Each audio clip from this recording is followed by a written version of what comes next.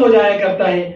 تو میرے بھائی حضرت بلال کی تاریخ پڑھو، جب حضرت بلال نے اسلام قبول کیا تھا تو کتنی پریشانیاں، کتنی جدوجہد کرنی پڑی تھی۔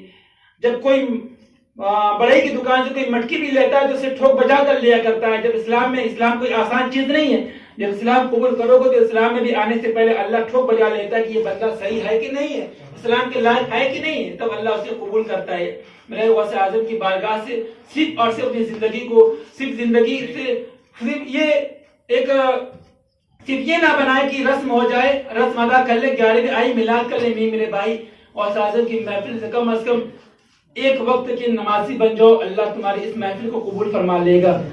ایک وقت تم رب کی بارگاہ میں چلو، اللہ قبول فرما لے گا۔ غوث اعظم کی بارگاہ میں، غوث اعظم کی بارگاہ کا آپ نے واقعہ بڑا سنا ہوگا کہ حضور غوث اعظم کے والد گرامی حضرت ابو صالح موسیٰ جنگی دوست علیہ رحمۃ اللہ کی وہ سیب والا واقعہ، لیکن سیب والا واقعہ بتانا مقصد نہیں، صرف بتانا مقصد یہ ہے کہ اس میں جو اہم پہلو ہے، اس کا جو اہم کردار ہے، کہ صرف سیب والا واقعہ تو ہم نے بہت سنا ہے، لیکن جو اس کا اہم پہلو ہے اس کو ہم نے کبھی غور و فکر نہیں کیا کہ اس اہم پہلو میں اللہ نے کتنی روحانیت عطا کی ہے، اللہ نے اس میں کتنا جمال عطا کیا ہے۔ حضور غوث اعظم کے والد گرامی، رمضان مبارک کا دن تھا، بھوک پریشان، روزے کا وقت تھا، وہ جب دریا کے کنارے، دریا دجلہ کے کنارے پہنچے تو کیا دیکھے، ایک بہتا ہوا سیب چلا آیا۔ انہوں نے، رمضان کا وقت تھا، روزے کی حالت میں تھے، بھوک اور پیاس دونوں لگی، تو انہوں نے اٹھایا اور کھا لیا۔ اور سارے ارکان سے جب ادا ہوئے تو ان کے دماغ میں، ذہن میں یہ خیال آیا کہ اس سیب کو تو ہم نے کھا لیا، لیکن نہ جانے کس کا رہا ہوگا، کہیں ایسا نہ ہو کہ زندگی کی، ساری زندگی کا عمل اور ریاضت برباد ہو جائے، ساری زندگی کی عبادت برباد ہو جائے صرف ایک سیب کی بنیاد پر۔ تو انہیں خوف خدا، یعنی دل نے جھجوڑا کہ اے ابو صالح، یہ کیا تم نے کیا؟ زندگی بھر عمل کرتے رہے، پھر بھی آج ایک بہتے ہوئے سیب پر تمہارا ایمان ختم ہو گیا، دل نے جھجوڑ دیا۔ تم اپنی زندگی میں، یعنی وہ دیکھو، غوث اعظم کے والد گرامی صرف ایک سیب بغیر پوچھے کھایا تھا، تو انہیں دل نے جھجوڑ دیا، کہا کہ اے ابو صالح، ساری زندگی کا یہ عمل برباد نہ ہو جائے۔ تو میرے بھائی، تم نے کبھی غور کیا تم نے کن کن لوگوں کا حق مارا ہے؟ کتنے غریبوں کا، یتیموں کا، مسکینوں کا، بیواؤں کا حق مارا ہے؟ نہ جانے کن کن لوگوں کا کھایا۔ کیا اللہ تم سے حساب نہیں لے گا؟ ضرور لے گا۔ اللہ پوچھے گا یہ مال کہاں سے آیا، یہ شہرت یا عزت کہاں سے؟ اللہ پوچھے گا تو کیا حساب دو گے؟ رب کی بارگاہ میں کوئی جھوٹ بھی نہیں بول سکتا۔ اگر یہ زبانیں جھوٹ بول جائے نا تو جسم کے رومیں بولنے شروع کر دیں گے۔ اگر یہ رومیں جھوٹ بول جائے نا، یہ جسم کے تمام اعضاء آپ کو گویائی عطا ہو جائے گی، وہ گواہی دینا شروع ہو جائے گا، یعنی تمہارا جسم تمہارے خلاف ہو جائے گا، تمہاری آنکھیں تمہارے خلاف، تمہارے منہ تمہارے خلاف، تمہاری ناک، تمہارے آنکھ، پیر، ہاتھ، منہ سب تمہارے خلاف ہو گئے، تب کس کو گواہ بناؤ گے میرے بھائی؟ وہ جھجوڑ دیا، وہ پریشان ہو گئے، کہا کہ نہیں، اب مجھے مالک کو کھوجنا ہے، مالک کو کھوجنے کے بعد معافی مانگنی ہے۔ اب وہ معافی کے لیے روانہ ہو گئے۔ اور یہ حدیث میں یہ علماء بیٹھے ہوئے کہ بہتا ہوا کوئی بھی مال آتا ہے نا تو وہ پھر اس کی کوئی جواز نہیں نکلتی کہ مالک سے جا کے جاتے، کیونکہ بہتا ہوا وہ راہ خدا کے لیے ہو جاتا ہے، کیونکہ پانی کوئی بھی سامان تر کر دریا میں، ندی میں گر جائے، بہتا ہوا جا رہا، کوئی بھی اٹھا کے استعمال کر لے، اس کا کوئی وہ نہیں ہے۔ لیکن وہ اللہ کے مقدس ولی تھے، ان کے دل نے اجازت نہیں دی کہ نہیں، پھر بھی مجھے اجازت لینی ہے۔ وہ گئے، اور جانے کے بعد حضور غوث اعظم دوستے ہوئے گئے، دریا کے کنارے چل رہے ہیں، راستے میں کیا دیکھتے کہ کچھ شاخیں دریا کنارے اور دریا پر لٹک رہی ہیں۔ تو انہوں نے کہا کہ باقی یہ سیب اسی باغ کا ہوگا۔ تو وہ اندر گئے، باغان سے پوچھا باغان کون ہے، اس کا مالک کون ہے؟ تو لوگوں نے بتایا کہ فلاں جگہ بیٹھے جاؤ، وہاں چلے جاؤ۔ وہاں گئے اور جا کر پوچھا اور کہا کہ میں نے، وہ دیکھتے ہی سمجھ گئے، حضرت سمئی وہ دیکھتے ہی سمجھ گئے، حضور غوث اعظم کے نانا جانے ہیں نا، وہ دیکھتے ہی سمجھ گئے کہ یہ کوئی معمولی بندہ نہیں ہے۔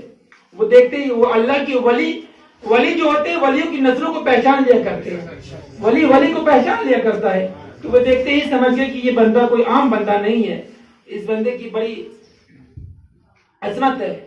تو سلام عرض کیا، عرض کرنے کے بعد کہا حضور والا، میں نے آپ کے درخت کا ایک بہتا ہوا سیب کھا لیا ہے، اس کی معافی کے لیے میں آیا ہوں۔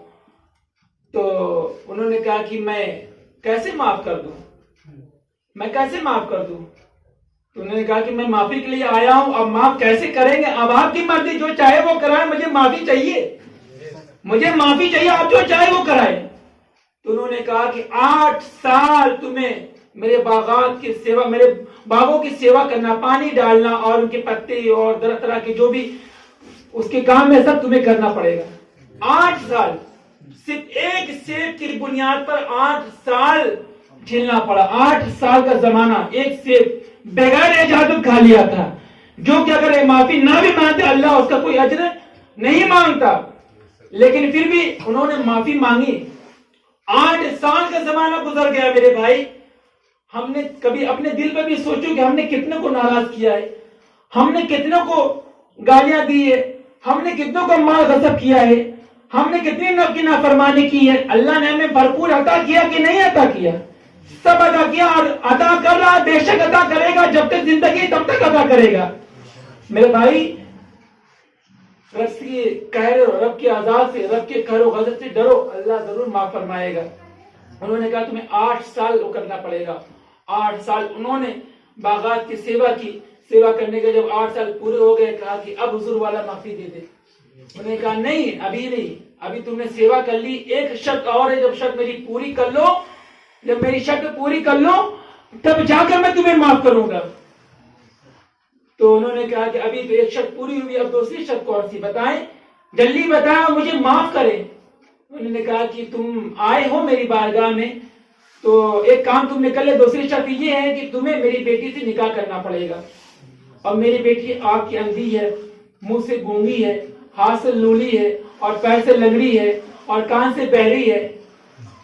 کان سے بہری ہے، میرے بھائی بتاؤ کوئی بندہ ایسا شادی کرے گا؟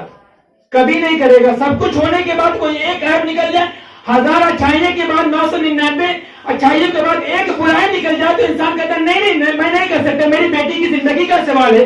میں کہتا ہوں زندگی اور بندگی کا فیصلہ تو کون ہوتا کرنے والا ہے؟ زندگی اور بندگی کا فیصلہ تو رب کرنے والا ہے نا۔ رب چاہے تو عزت دے، رب چاہے تو ذلت دے۔ میں نہیں کہتا، قرآن ارشاد فرماتا ہے وَتُعِزُّ مَن تَشَاءُ وَتُذِلُّ مَن تَشَاءُ، عزت بے شک عزت دینے والا اللہ ہے اور ذلت بھی دینے والا اللہ ہے۔ میں کہتا تو کون ہوتا ہے فیصلہ کرنے والا؟ تو کون ہوتا ہے بیٹی کی عظمت کو اور بیٹی کی عزت، بیٹی کو فیصلہ کرنے والا؟ صرف اور صرف تم اچھا دیکھو تو ہم نے زندگی میں دولت دیکھی، شہرت دیکھی، عزت دیکھا، مکان دیکھا، دکان دیکھا، کھلیان دیکھا، یہ بندے کے پاس ہے کہ نہیں؟ میری بیٹی کی پرورش کر سکتا ہے کہ نہیں؟ میں کہتا ہوں کہ لاکھ کروڑ پتی ڈاکٹر سے نکاح کرنے کے بعد اس کی کیا گارنٹی کہ تیری بیٹی ان کے گھر جا کر خوش رہے گی؟ کیا گارنٹی؟ ہو سکتا ہے کہ نوکری چھوٹ جائے، ہو سکتا ہے کہ انجینئرنگ کی اس کے استعفا مل جائے، ہو سکتا ہے کسی مسائل میں وہ الجھ جائے، ہو سکتا ہے کوئی پریشانی یا کوئی مصیبت آ جائے۔ تو میرے بھائی بتاؤ یہ ذمہ داری پھر کون لے گا؟ تم نے تو پہلے ہی سودا کر لیا، تم نے تو پہلے ہی مواخذہ کر لیا کہ نہیں میری بیٹی کی ذمہ داری سب دیکھ لو، ٹھوک بجا کے کریں گے، میری بیٹی کی زندگی کا سوال ہے۔ میں کہتا تمہاری بیٹی کی زندگی کا سوال ہے، یہ تمہاری بیٹی بعد میں ہوگی، پہلے یہ فاطمہ کی کنیز ہے۔ میرے حضور میرے حضور کی بیٹی حضرت فاطمہ کی یہ کنیز ہے، اور کنیزوں کی عظمت اور عظمت میرے حضور نے فرمایا ہے، میرے حضور نے فرمایا ہے۔ تاریخ پڑھو تمہیں سمجھ میں آ جائے گا میرے بھائی۔ بیٹیوں کی عظمت، صرف بیٹی کی ذمہ داری تمہاری ہے کہ ہماری بیٹی اس کی زندگی کا سوال ہے، تو کیا یہ بیٹی 50 سال 2-4 سال یہاں رہے گی؟ کبھی تم نے بیٹی کو زندگی کا سوال ہے، بڑی زندگی کا سوال ہے، بڑی فکر کرنے والے، تم نے کبھی یہ کیوں نہیں سوچا کہ جن بیٹیوں کی فکر کرتے ہو، شادی ٹھوک بجا کر کرتے ہو، تو ان بیٹیوں کو نمازی کیوں نہیں بناتے؟ کیونکہ آنے والی نسل انہیں سے بڑھے گی نا، آنے والے لوگ اسی سے بڑھیں گے نا، نسل تمہاری انہیں سے بڑھے گی۔ جب وہ بہتر ہوگی تو تمہاری نسلیں بھی بہتر ہوں گی، اور جب نسلیں بہتر ہوں گی تو میں یہ یقین کے ساتھ کہتا ہوں ان کوکھ سے، ان ماں کی کوکھ سے، میں ان ماں سے بھی پوچھنا چاہتا کہ تمہاری کوکھ بنجر ہو گئی، اب تک کوئی محدث نہیں چلا تم نے، اب تو کوئی مجدد نہیں ہو پایا۔ اس کی صرف اور صرف اصل وجہ یہ ہے کہ ہم نے دین سے دوری بنا رکھی ہے، ہم نے دین سے دوریاں بنا رکھی ہیں۔ ہمارے لوگوں کی کچھ بانچ ہوگی، کوئی اب تک عالم دین، بڑا مفکر، بڑا معذر اور بڑا محقق نہیں پیدا ہو رہا ہے۔ ہو بھی کیسے؟ نماز سے وہ دور، قرآن سے وہ دور، دین سے وہ دور، صدقہ زکات سے وہ دور، دین کے ہر کام سے وہ دور۔ حد تو یہ ہے اگر غسل کا طریقہ پوچھ لیا جائے وہ بھی نہیں معلوم، رب کی بارگاہ میں کھڑے ہونے کا طریقہ پوچھ لیا جائے وہ بھی نہیں معلوم، رب کی بارگاہ میں رکوع سجود قیام کسی چیز کا طریقہ نہیں معلوم، پھر کیسے دعویٰ کرتے ہیں کہ مرنے کے بعد ہمیں جنت ملے گی؟ کام تو یزیدیت کا ہے اور نام حسین کا لے رہے ہو۔ میرے بھائی نہیں، کام بھی حسین کا کرو اور نام بھی حسین کر لو، تو پھر دیکھو اللہ تمہاری زندگی میں کیسے بہتر ڈالتا ہے۔ اب تمہاری زندگی میں اللہ کیسے خوبصورتی ڈالتا ہے۔ ٹائم بھی زیادہ ہو گیا۔ اللہ تمہاری زندگی میں کیسے خوبصورتی، بے شک اللہ تمہاری زندگی کو خوبصورت بنائے گا، پہلے تم خوبصورت بن جاؤ۔ تمہیں دولت کی اور شہرت کی مارا ماری میں تو پڑھنے کی ضرورت نہیں ہے۔ اللہ بہتر رزق دینے والا ہے اور بہتر اجر دینے والا ہے۔ ہم رب کی بارگاہ میں جھکے ضرور اللہ ہمیں عطا فرمائے گا۔ جو واقعہ اس کو بھی لمبی تفسیر انشاءاللہ پھر آگے اس کے آگے سے بیان کریں گے، بتائیں گے آپ کو کہ غوث اعظم کی بارگاہ اور اس میں کیا کیا جو اصل چیز اصل بنیاد اس کی کیا، انشاءاللہ اگلے پروگرام میں بتایا جائے گا۔ رب سے دعا ہے کہ مولا ہمیں بولنے سے عمل کرنے کی توفیق عطا فرمائے۔ آمین وآخر دعوانا الحمدللہ رب العالمین۔ صرف اور صرف ایک ہی پیغام ہے کہ میرے بھائی عظمت مصطفیٰ دل میں بسا لو، اور عظمت مصطفیٰ دل میں بساؤ، اور نماز کم از کم نوجوانوں سے میں بالخصوص کہوں گا کہ 24 گھنٹے میں کم از کم ایک وقت نماز کی پابندی کرو۔ باقی 4 کی ذمہ داری رب کے ہاتھ میں چھوڑ، اللہ تمہیں اس کی بھی توفیق دے دے گا۔ صرف ایک ٹائم کی پابندی کرو، اللہ 4 خود ہی تمہیں دے دے گا۔ ایک قدم آگے بڑھو، رب کی رحمتیں تمہیں 10 قدم آگے بڑھ کر گلے سے لگا لے گی۔ تم چاہے مسجد میں آ کر نماز ادا کرو، چاہے گھر میں نماز ادا کرو۔ میرے بھائی نماز پڑھنا ہے، صبح دکان کے لیے بزنس کے لیے رزق کے لیے جا رہے ہو نا، وہی رب رزق عطا کرتا ہے نا، تو اس رب کی کچھ فرما برداری بھی کر لو، اس رب کی کچھ ذمہ داری بھی نبھا لو، اللہ بہتر رزق عطا کرے گا۔ رب سے دعا ہے کہ مولا ہمیں بولنے سے عمل کرنے کے توفیق عطا فرمائے۔ آمین وآخر دعوانا الحمدللہ رب العالمین۔ استغفر اللہ ربی من کل ذنب واتوب الیہ، اشہد ان لا الہ الا اللہ۔